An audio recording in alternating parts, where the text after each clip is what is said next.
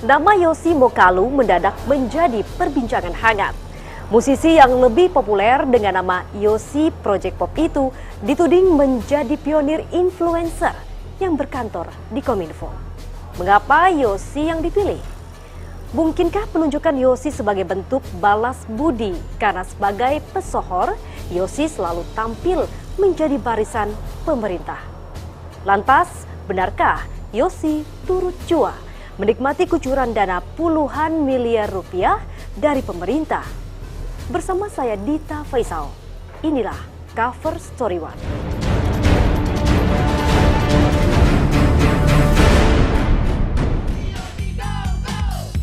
Lagu Tu Wa Gapat mungkin akrab di telinga Anda. Ya, salah satu lagu yang dipopulerkan oleh grup vokal Project Pop ini sempat menduduki posisi teratas sejumlah tangga lagu di tanah air pada tahun 2000 yang semakin melambungkan nama para personilnya, termasuk Herman Yosis Mokalu atau akrab disapa Yosi.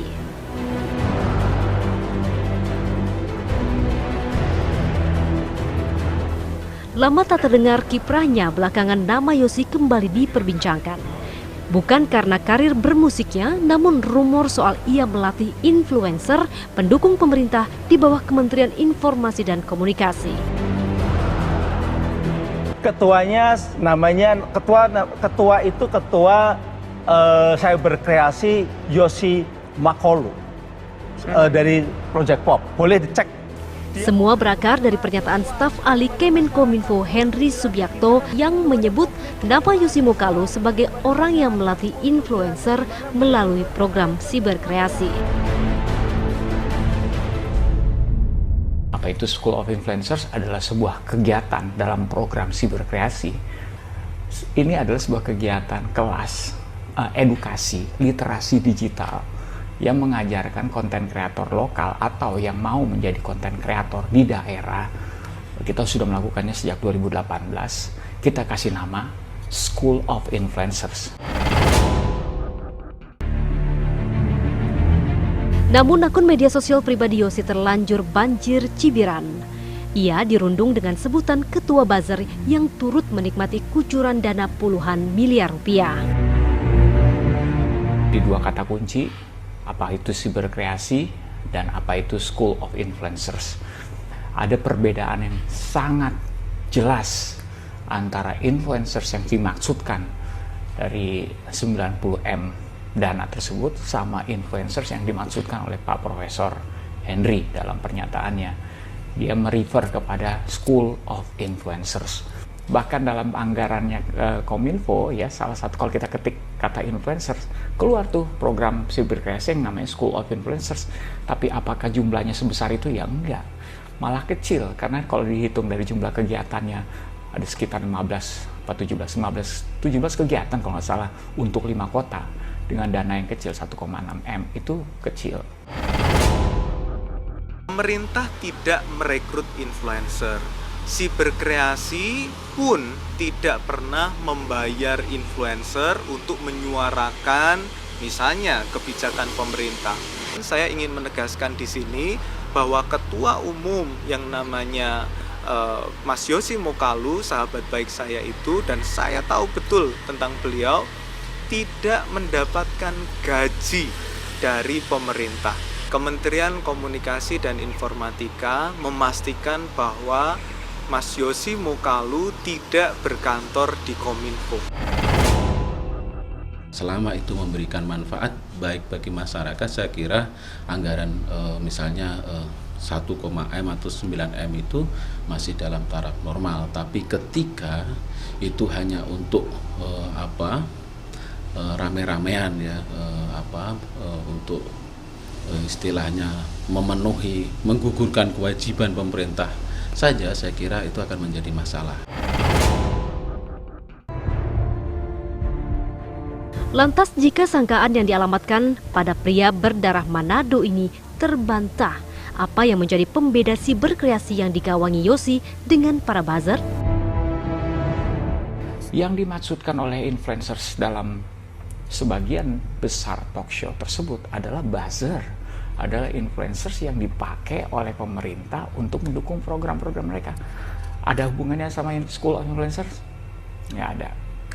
Dan saya juga bukan ketua School of Influencers, saya ketua Siberkreasi. Siberkreasi saya yang bentuk, bukan saya yang bentuk. Saya pun dipilih akhir tahun lalu untuk menjadi ketua, untuk menjadi ketua menjalankan program-program literasi digital. Itu sebabnya kami berpikir perlu ada sebuah program yang mampu menyediakan materi-materi edukasi bagi orang-orang ini. Tak hanya soal program, penunjukan Yosi yang pernah menjadi tim ses Ahok Jarot pun makin menambah riuh jagat maya. Benarkah posisi yang diberikan padanya adalah bentuk balas jasa? Nah, sudah ada yang mengkaitkan dengan Islamofobia, Ahokers. Come on, man. Itu kaitannya apa? Ya, masa lalu seseorang dengan pilihannya. Pilihan saya ya Ahok pada saat itu, tetapi ketika saya menjadi warga Jakarta, saya harus belajar tunduk sama otoritas, menghormati dia, karena saya kan bukan politisi, saya praktisi, nggak perlu posisi untuk berkontribusi, ya kontribusi aja. Tidak ada balas budi sedikit pun pertimbangannya. Pemilihannya dilakukan secara voting. Yang memilih siapa? Seluruh lembaga dan komunitas yang ada di dalam Siberkreasi. Hari ini ramai tentang buzzer itu, anggaran untuk influencer itu, karena memang pemerintah tidak terbuka dalam hal itu. Nah, kalau pemerintah sejak awal terbuka, saya kira tidak akan jadi masalah. Kuncinya kan soal transparansi itu tadi.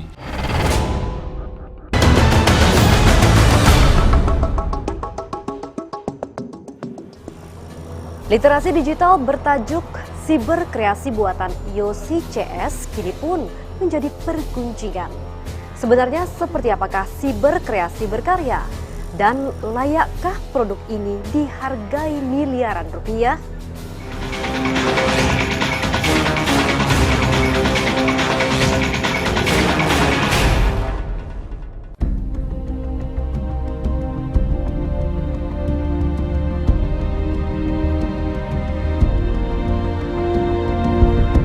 Gerakan nasional berbasis digital Siberkreasi memang bukan produk baru. Program besutan Kementerian Komunikasi dan Informasi ini pertama kali dibentuk pada Oktober 2017 lalu. Siberkreasi kala itu dijadikan wadah literasi masyarakat di tengah maraknya hoaks, ujaran kebencian, cyberbullying, hingga radikalisme di ranah maya. Berangkat dari kesusahan tersebut, Kominfo pun menggandeng sejumlah institusi pemerintah maupun swasta, serta komunitas dan pegiat literasi digital guna menebar konten positif. Jadi ini merupakan wadah kolaborasi yang terdiri dari berbagai unsur yang punya misi yang sama, yaitu untuk percepatan literasi digital di Indonesia. Jika pengguna internet itu tidak diajak untuk menjadi netizen yang positif, produktif, dan tidak menyebarkan konten negatif, maka dunia digital kita, ruang digital kita akan berpotensi untuk diisi dengan konten-konten negatif, Mbak. Misinya mulia sekali, justru kita butuh orang-orang seperti Mas Yosi, seperti Mbak Anita Wahid, yang mau mencurahkan tenaga dan pikirannya untuk literasi digital, Mbak. Maka Siberkreasi melakukan upaya yang dilakukan dengan cara mensosialisasikan literasi digital ke berbagai sektor, terutama pendidikan. Di antaranya adalah dengan mendorong dimasukkannya materi literasi digital ke dalam kurikulum formal. Gerakan ini juga mendorong masyarakat untuk lebih aktif berpartisipasi menyebarkan konten positif melalui internet dan untuk menjadi lebih produktif di dunia digital.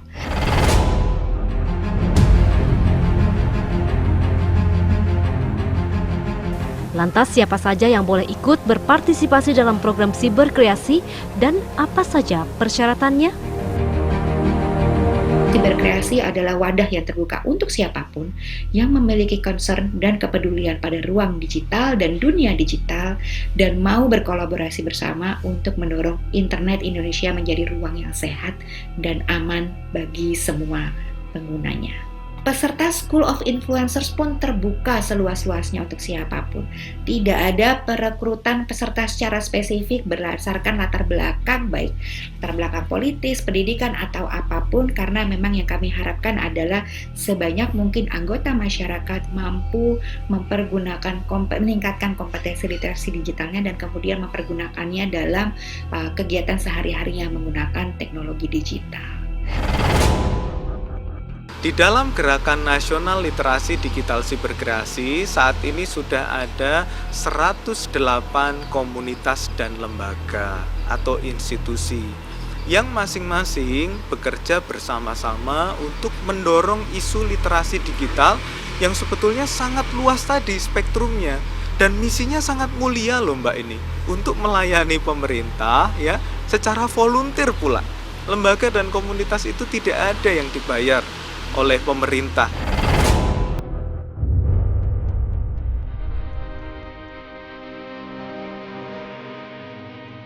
Penasaran akan materi seperti apa yang dibagikan, kami pun mencoba mendaftar di salah satu webinar yang digelar Siberkreasi. Informasi itu kami peroleh dari akun Instagram mereka.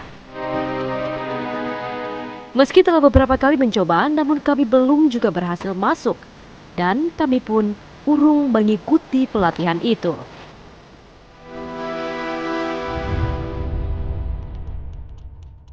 Keluhan serupa tampaknya juga pernah dialami warganet yang disampaikan melalui akun Instagram Siberkreasi. Dengan sejumlah agenda yang dicanangkan Gerakan Nasional Siberkreasi, nyatanya sebagian berpendapat program yang dibentuk tak sejalan dengan tujuan yang akan dicapai.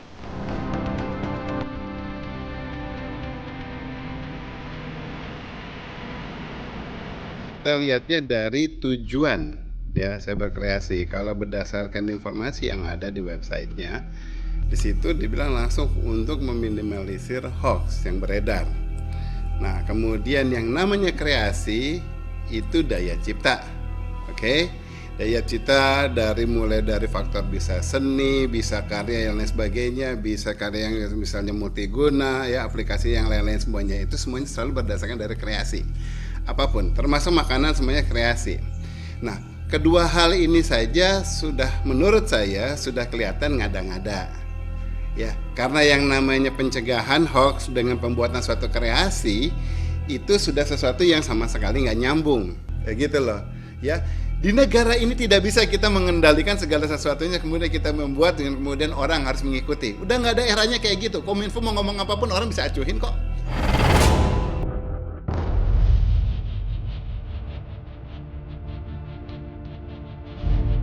Anggaran program Siberkreasi mungkin tak mencapai puluhan miliar rupiah. Kendati demikian, berhasilkah literasi digital meredam luapan konten negatif di jagat maya?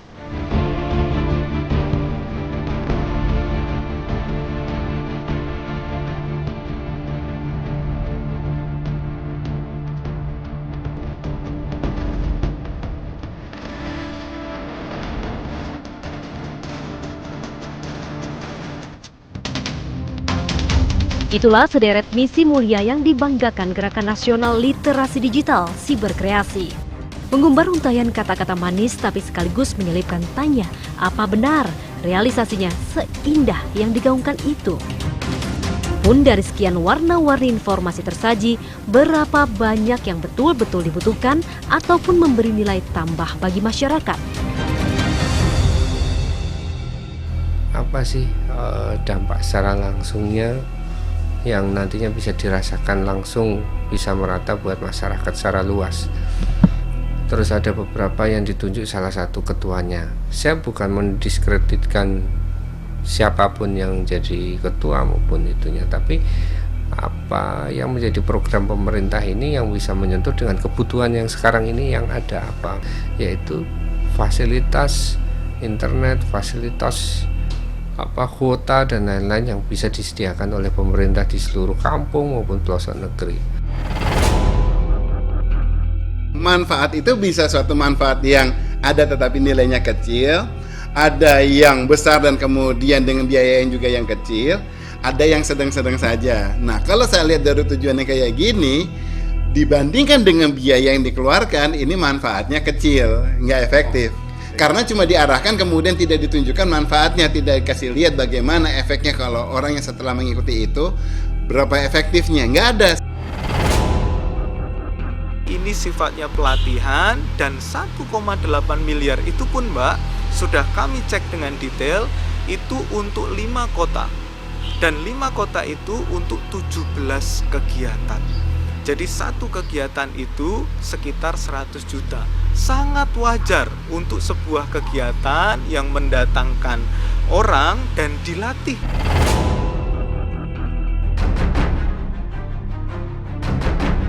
Berkiprah di ranah maya dengan masyarakat umum sebagai target utama, informasi yang tersaji semestinya lebih konkret dan relevan. Tak puas dengan informasi yang kami dapat di situs Siberkreasi, kami pun lantas menelusuri akun media sosial mereka, Instagram. Belakangan parade jadwal webinar alias berbagai informasi melalui daring, serta beberapa brosur digital yang banyak terpampang. Tapi itu pun minim tanggapan di samping beberapa lainnya bersuara minor. Tidak semua masyarakat juga memahami tentang informasi digital yang dimaksud, kan kayak gitu. Toh selama ini apa yang dilakukan oleh tim cyber ini kan juga Siberkreasi ini kan juga belum nampak di tengah masyarakat. Apa sih sebenarnya yang dilakukan, kan kayak gitu. Sehingga ini yang menjadi problem bagi masyarakat gitu loh, bahwa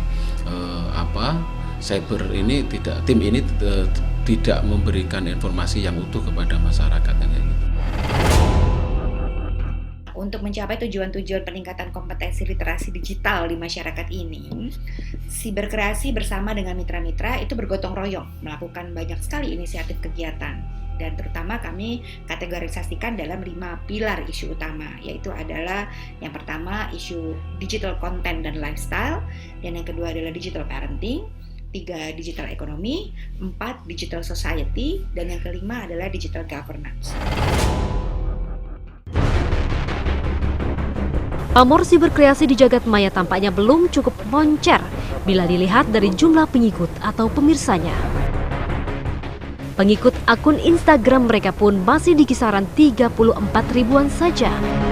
Seminar daring yang mereka gelar juga belum cukup memikat orang-orang. Berkaca dari angka-angka itu, sudahkah target Siberkreasi terpenuhi? Lantas dari mana klaim bahwa Siberkreasi itu menggerakkan lebih dari 100 komunitas atau lebih dari 190.000 orang? Target yang ada di Siberkreasi itu adalah goal dalam tiap pelaksanaan kegiatan. Misalnya kegiatan kelas podcast Siberkreasi, kami ingin mendapatkan berapa peserta yang mengikuti kelas dari sejak kelas pertama hingga kelas terakhir dan mengikuti ujiannya. Gitu. Itu salah satu contohnya. Jadi target ini tentu saja ditentukan bersama-sama oleh mitra yang terlibat dalam pelaksanakan kegiatan tersebut dengan menimbang berbagai hal, misalnya terkait dengan kemampuan sumber daya mitra yang terlibat. Target lainnya yang kami miliki adalah target peningkatan level kompetensi literasi digital di masyarakat dalam berbagai kompetensi.